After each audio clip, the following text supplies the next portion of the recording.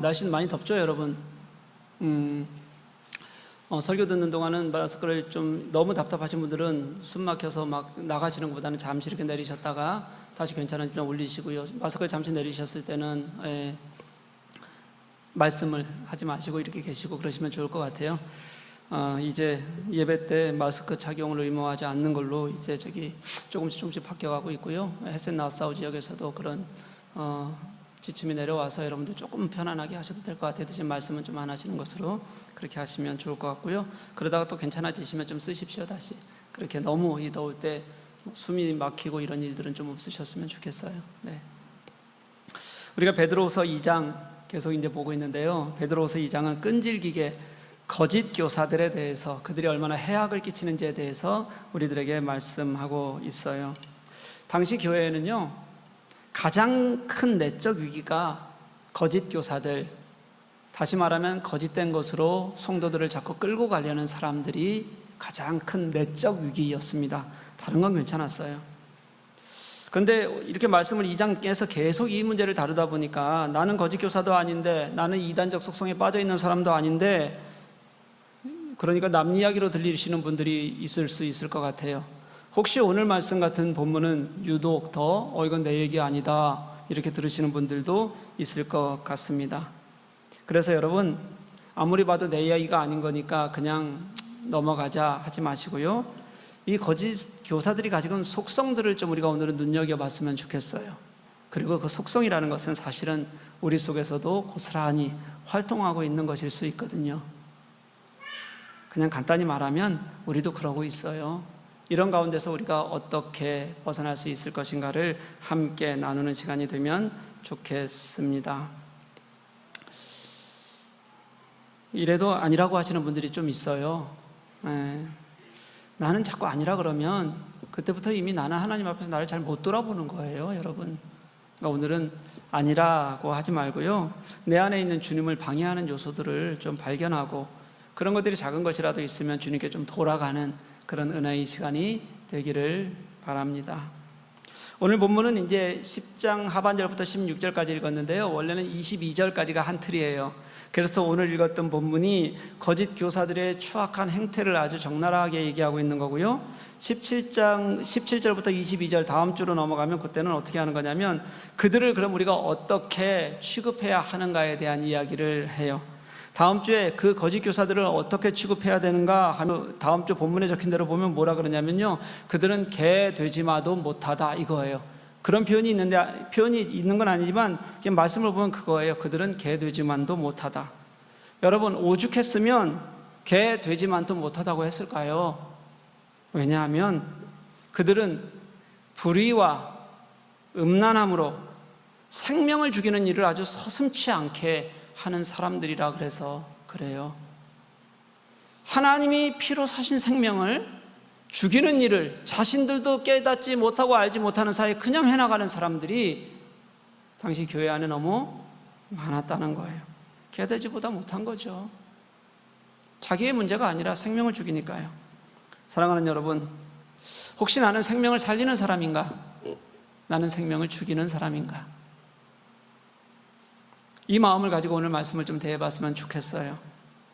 어쩌면 나도 모르는 새에 거짓 교사의 속성을 닮아가고 있을 수도 있거든요. 그렇기 때문에 우리를 좀 돌아보는 것이 필요한 거예요. 거짓 교사들의 첫 번째 특징은 뻔뻔하고 오만한 겁니다. 개역개정에 우리 말씀에 당돌이라고 번역된 건 그냥 뻔뻔 이렇게 표현하면 딱 맞아요. 그리고 자긍이라고 되어 있는 건 자긍하니까 굉장히 좀 좋은 단어 같잖아요. 원래 이 안에서의 의미는 오만과 고집이에요. 그냥 뻔뻔하고 오만하다 이렇게 생각하시면 돼요. 어느 정도 뻔뻔하고 오만하냐면 10절 하반절 11절 말씀은 그들은 천사들을 비방하기도 하고요, 또 하나님 앞에서조차 의로운 듯이, 내가 의로운 듯이 다른 이들을 비방하고 고발해대는 걸 서슴지 않는 사람들이라는 거예요. 이게 무슨 말이냐면요, 자신의 이익과 욕망, 자신의 맞다고 하는 생각들 때문에 하나님마저도 우습게 여기는 사람들이라는 뜻이에요. 그런 오만함과 뻔뻔함을 가지고 있는 사람들이 거짓 교사들의 특징이라는 거죠. 세상에 자기 잘난 사람들 참 많습니다, 여러분. 자기 생각이 다 맞는 사람들이 있어요. 그러다 보니까 자꾸 내 생각만 맞다고 생각하니까 교회에 어려움을 주게 되고요, 하나님의 일을 방해하게 돼요. 그런데 여러분, 교회는 자기를 내려놓는 곳이에요. 그렇게 좀 자신을 내려놓고 나를 낮추고 그래야지만 아름답게 되는 곳이 교회입니다. 왜 그러냐면요, 주님이 그러셨거든요. 그렇게 우리가 상상할 수도 없는 은혜로 주님께서는 그 은혜의 방법을 사용하셔서 우리를 구원하셨어요. 그런데 그런 교회에서 주님을 믿는 사람들이 자꾸 나를 내세우게 되면 하나님의 뜻이 아니게 돼요. 당연하죠. 하나님의 성품이 아니게 돼요. 당연한 거죠. 하나님의 가르침이 아닌 걸 자꾸 신앙인 것처럼 여기게 되는 일들이 너무 많아져요. 그게 거짓 교사들의 모습이었어요. 그러니 사람 쉽게 비방합니다. 하다 보면 자기의 뜻이 맞지 않으면 선한 것도 비방거리가 돼요. 내 마음에 안 들면 다 비방해요. 여러분, 교회도 여러 가지 문제가 있을 수 있지요. 그런 말할 수 있습니다. 워낙 다양한 사람들이 모여 있고 또 하나님의 뜻에 완벽한 것이 아니니까요. 여전히 죄성을 가진 사람들이 모여 있는 것이 교회입니다. 그럼에도 불구하고 그렇게 죄성을 가진 사람들이 교회에 모여서 우리가 성령의 은혜 가운데 어떻게 이곳을 다시 하나님 나라로 내가 변화되고 살아갈 것인가를 고민하고 생각하고 주님을 닮아가려고 애쓰는 곳이 교회인 거예요. 완벽한 곳이 아니라요. 그런데 그저 내 생각과 조금 다르다고 해서 늘 입에 불만을 달고 살고 비방을 하고 어떤 것이든지 비방거리로 삼으면 그 교회가 편안하겠습니까? 그러지 말라는 거예요, 여러분. 그러다 보면 결국 내 생각만 남게 돼요. 하나님의 말씀도 왜곡하게 돼요. 그러다 보면 선한 것을 비방하면서도 내가 선한 것을 비방하는지조차 모르는 일들이 우리들에게 수없이 벌어지게 된다는 거예요. 교회가 잘 나아가고 옳은 비전을 향해 가도 내 생각과만 다르면 그걸 비방거리로 삼는 일도 너무 쉽게 일어나게 돼요. 여러분, 얼마나 안타깝습니까? 그들의 마음에는 자꾸 내가 전부인 것처럼 보이다 보니까, 내가 맞는 것처럼 보이다 보니까 주님의 마음이 없는 거예요. 주님은 그러시지 않으셨거든요. 주님의 다스림이 생기지 않는 거예요. 자기 자신으로만 자꾸 채워져 가는 경험을 자기도 모르게 하게 되는 거죠. 사랑하는 교회 여러분, 여기 대답 크게 하십시오. 우리는 안 그렇죠? 네, 안 그렇습니다. 진짜 그래요. 진짜 우리는 안 그래서 너무, 제가 그냥 하는 얘기가 아니라 안 그래서 너무 감사해요. 옳은 것을 향해서 달려가려는 마음들이 잘 모이고, 그리고 하나님의 좋은 비전을 향해서 우리의 마음을 모이려는 마음들이 우리에게 늘 넘치거든요. 그래서 이번에 여러분 성교 컨퍼런스에도 잘 참여하실 거 아니에요, 그렇죠? 뭐 너무 당연한 거 아니에요. 그런데 여러분, 혹시라도 앞으로도요, 그런 거짓 교사들 같은 속성을 가지고 나를 하나님으로부터 멀어지게 하는 그런 참혹함을 주님 앞에 내어놓지 않았으면 좋겠어요. 우리 교회는 그렇지 않는 건강함이 계속 살아있는 교회가 될 수 있기를 주님의 이름으로 간절히 축복합니다.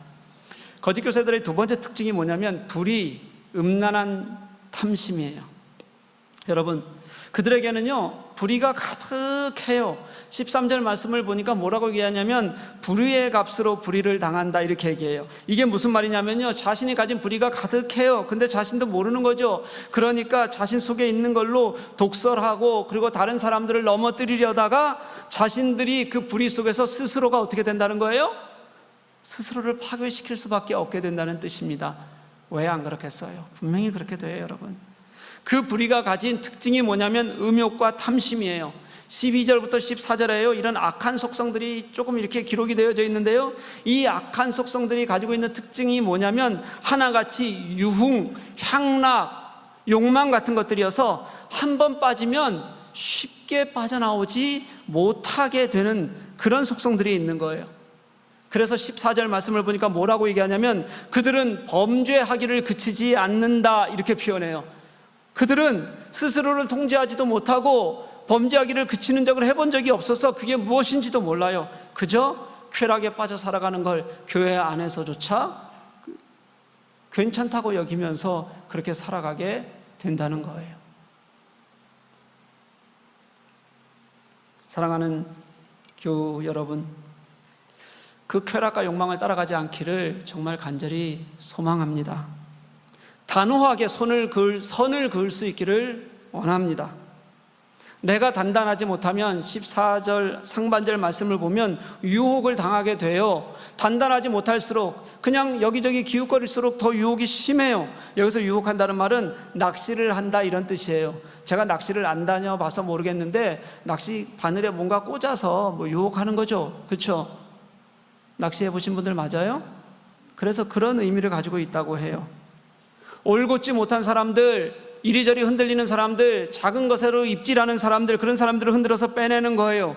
여러분, 이게 교회 안에서 가장 무서운 일입니다. 나는 괜찮은 것 같은데 그런 조그만 입질에 움직이는 것은 아무 문제가 없는 것 같고 교회에 큰 해악을 끼치지 않는 것 같은데 그게 교회의 문화가 되고 성도들이, 신자들이 그래도 된다고 생각하는 순간부터 많은 사람들이 좋지 않은 방향으로 그렇게 흘러가게 되고 교회가 그 방향에 서게 된다는 거예요. 예수님으로부터 눈이 멀어지게 돼요. 그게 욕심과 탐심에 나를 내어주는 거예요. 여러분, 우리는 늘 그런 흔들리면서 유혹을 받아요. 그런데 우리는 아무것도 못하면서 유혹을 받는데 그 유혹하는 사람들을 오늘 본문은 뭐라고 표현하냐면 탐욕에 연단된 사람들 이렇게 표현해요. 여러분, 무슨 뜻이에요? 그들은 탐욕에 단단해져서 탐욕이라는 것을 어떻게 하면 잘 만들어갈 수 있는지, 사람들을 어떻게 하면 꿰어낼 수 있는지 그게 최고인 것처럼 사람들에게 드러내고 유혹하는데 어떻게 대충 살면서 넘어가지 않을 수가 있겠습니까? 넘어가서도 넘어간지도 모르고 살아가게 되는 거죠.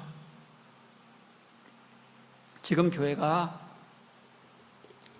그냥 교회들이 탐욕에 빠져드는 것도 저는 어쩌면 이렇게 우리가 괜찮다고 여겼던 것에서 벌어진 결과로 저는 당연한 것처럼 보이기도 해요. 그래서 교회는요, 그냥 그 교회가 사라질 때까지 그 교회는 탐욕 없는 가난함이 있었으면 좋겠어요.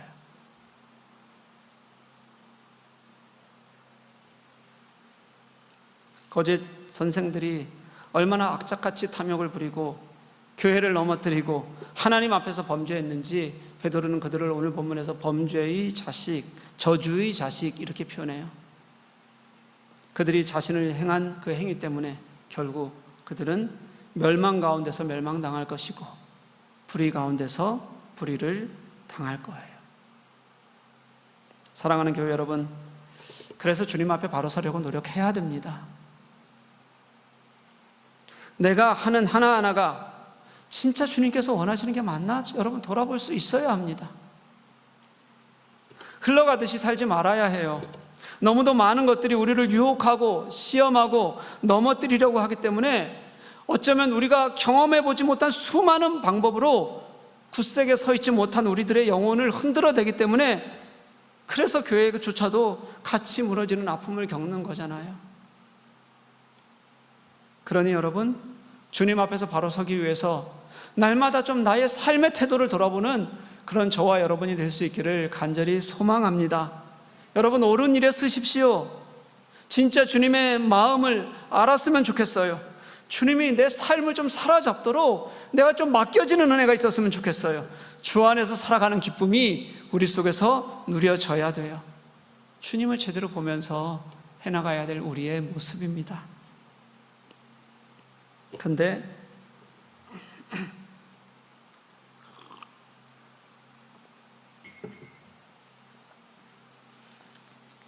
우리가 하지 않으면요, 그 다음은 하나님이 하세요. 오늘 하나님이 하시는 방법을 말 못하는 짐승을 통해서라도 말하는 하나님의 예를 하나 가져다 놨어요. 이 15절 말씀, 16절 말씀이 발람이라는 사람 이야기인데요, 이게 어디 나오는 거냐면 민수기 20장 이후에 나오는 발람 이야기예요. 이스라엘 백성들이 40년 동안 광야 생활했단 말이에요. 그리고 이제 모압 평지로 들어갔어요. 그때 이제 모압의 왕이었던 이 발락이라는 사람이 이방 선지자인 발람을 불러다가 저 이스라엘 백성들을 저주해줘라 라고 그렇게 부탁을 해요. 그래서 그 이스라엘을 저주하려고 가는 과정 속에서 하나님이 사자가 발람에게 나타나서 저주하지 않게 하고요, 이스라엘 백성들을 도리어 축복하게 합니다. 그때 이야기를 가져온 거예요. 이 이야기가 이렇게 전개가 돼요. 이제 발람이 나귀를 타고 이스라엘 백성들을 저주하러 가거든요.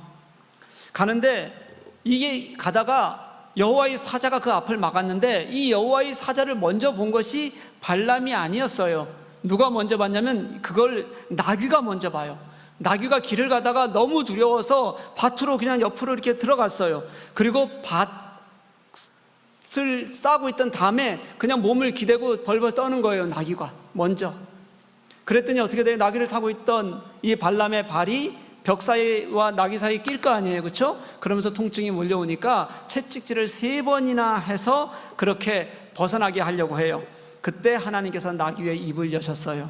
이렇게 나귀가 사람의 말을 해요. 내가 너에게 이렇게 한 적이 있느냐? 지금까지 뭐 했다는 거예요? 충성했다는 거예요. 그리고 나서 그 말을 받아서 하나님의 사자가 이렇게 말을 합니다.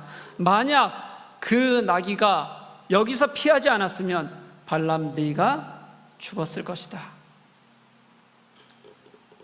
이 발람에 대한 이야기는 민수기에만 있는 것이 아니라요, 유대교 전승의 다른 기록들의 이야기가 또 여러 군데 있어요. 그때 거기에는 뭐라고 표현되어 있냐면 나귀가 발람을 책망했다, 그렇게 기록이 되어져 있어요. 베드로는 그 전승까지도 생각하면서 오늘 말씀을 기록하고 있는 겁니다.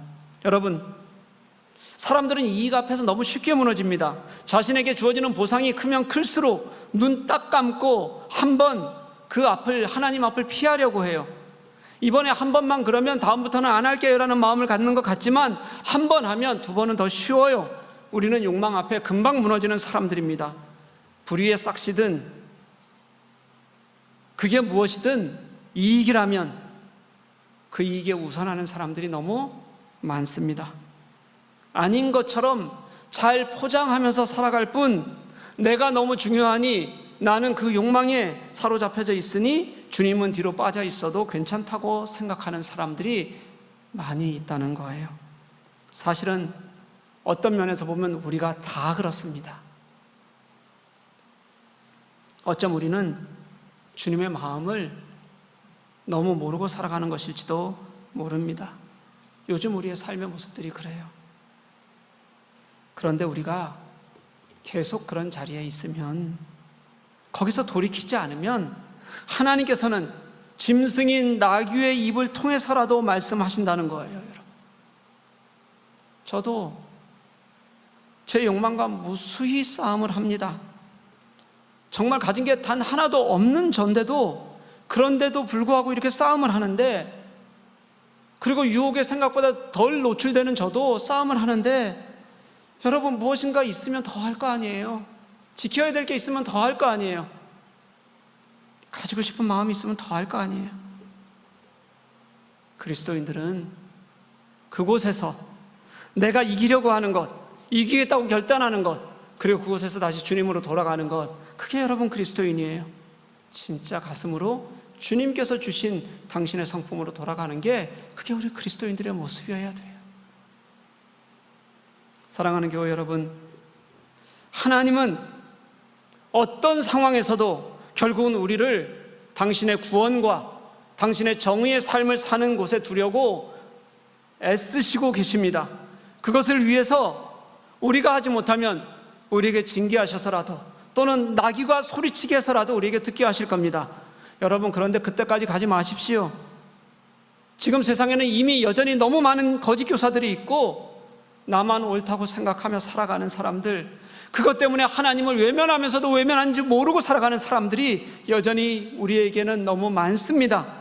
탐욕 때문에 하나님을 거부하면서도 하나님과 그 탐욕을 같이 예배하는 사람들이 지금 우리에게는 너무 많아요, 여러분. 우리가 계속 그 욕망을 살아간다면, 세상의 기준으로 살아간다면 주님은 말 못하는 짐승의 입을 열어서라도 말씀하시고 당신의 일을 하실 거예요. 예수님께서 예루살렘에 입성하실 때 예수님을 환영하는 많은 인파들이 모여서 소리를 질렀어요. 그랬더니 바리새인들이 항의를 해옵니다. 저거 저렇게 해도 되는 거예요? 그랬더니 예수님께서 이렇게 말씀하세요. 만일 이 사람들이 잠잠했으면 돌들이라도 소리 지를 것이다.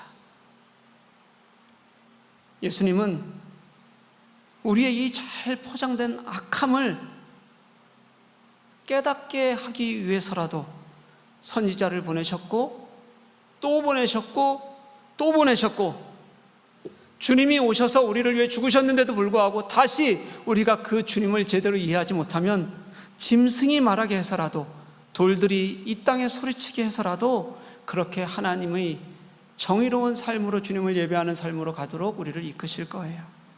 여러분, 문화나 환경이라는 말로 우리의 행위를 정당화하지 마십시오. 모든 하나님을 떠나는 타락은 자꾸 우리가 환경을 정당화하는 데서, 합리화하는 데서 다 시작이 되었습니다. 내가 눈을 떴는데 하나님이 먼저 보이지 않으면, 내가 눈을 감았는데 그 하루 하나님이 하신 일이 내 속에 감동이 되지 않으면 그 외의 모든 다른 것들은 하나님 앞에서 우리의 모습을 상실시키는 유혹이 아닐까 돌아볼 수 있는 우리들이 되었으면 좋겠습니다. 그게 음란이든 폭력이든 무책임한 성적 방임이든 이기적 태도든 정의롭지 못한 악함이든 어쩌면 연약함이라고 포장된 우리의 이기심조차도 다 세상이 하나님으로부터 우리를 멀어지게 하고 흔들어대는 도구라는 것을 여러분 꼭 고백할 수 있었으면 좋겠어요. 이러한 모든 것에서 이기는 방법은 예수님께로 돌아가는 겁니다. 지금 내가 서 있는 이 자리가 예수님의 자리가 맞는지 보는 겁니다. 내가 하는 한마디가 정말 주께서 원하시는 자리인지 아는 겁니다. 그리고 우리가 가진 다른 욕망에서 과감히 돌아서는 거예요. 우리가 구체적인 삶에서 돌아서내지 않으면, 살아내지 않으면 결국 다 지는 거예요. 결국 하나님을 떠나 있어도 그럴듯하게 포장되어서 우리는 그렇게 살아가게 될 겁니다. 사랑하는 교회 여러분, 다시 돌아가는 교회의 회복은, 예수의 회복은 예수 이름으로 다시 살아내는 것뿐이라는 것을 믿으시는 저와 여러분 될 수 있기를 소망합니다. 그래서 이 땅에 당신의 정의가 세워지도록 서로 희생할 줄 알고 섬길 줄 아는 것이 우리의 삶인 거예요. 예수 이름으로 사는 겁니다. 사랑하는 교회 여러분, 우리에게 주님이 필요합니다. 아닌 것에 발디디지 마십시오. 우리에게 하나님이 필요합니다. 세상의 그 잘난 유익에 우리의 눈을 돌리지 마십시오. 우리에게 성령님이 필요합니다. 성령께서 우리를 인도하실 것입니다. 진실하게 주님께 매달리는 그런 우리의 삶이 되었으면 좋겠어요. 나귀에게까지 말하게 하심으로 듣게 하시는 하나님의 음성을 지금 들을 수 있는 저와 여러분 될 수 있기를 주님의 이름으로 간절히 축복합니다.